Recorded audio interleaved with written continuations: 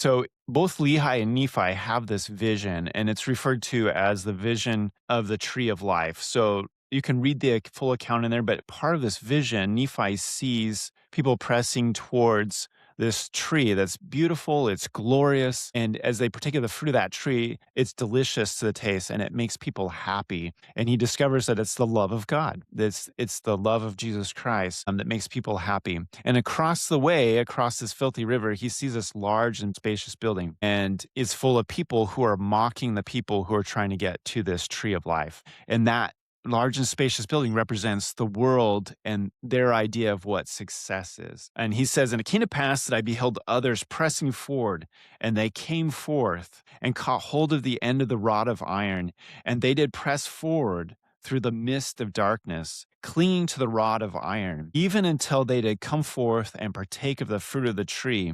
And after they had partaken of the fruit of the tree, they did cast their eyes round about as if they were ashamed. How many times do we do that when we're ashamed that our actions may be critiqued by the world, or that our faith in Christ or our religious activities may be critiqued or mocked by the world? And we look about it. And he says, and I also cast my eyes round about, and behold, on the other side of the river of water, a great and spacious building. And it stood as it were in the air. So it's high and it's lofty and it's proud, very, very prideful. And it says high above the earth. So that's good symbolism there of the pride of the world and the standard of success that the world has. And it was filled with people, both old and young, both male and female, and their manner of dress was exceedingly fine. And that they were in the attitude of mocking and pointing their fingers towards those who had come at and were partaking of the fruit. So they were making fun of, teasing, and mocking those who wanted the love of God. And after they had tasted of the fruit, they were ashamed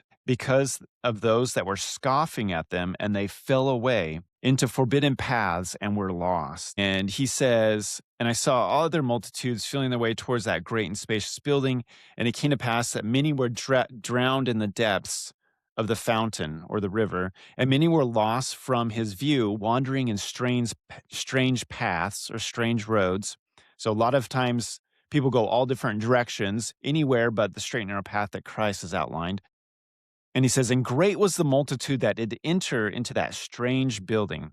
And after they did enter into that building, they did point the finger of scorn at me. So this is Nephi relating the story. And those who were partaking of the fruit also.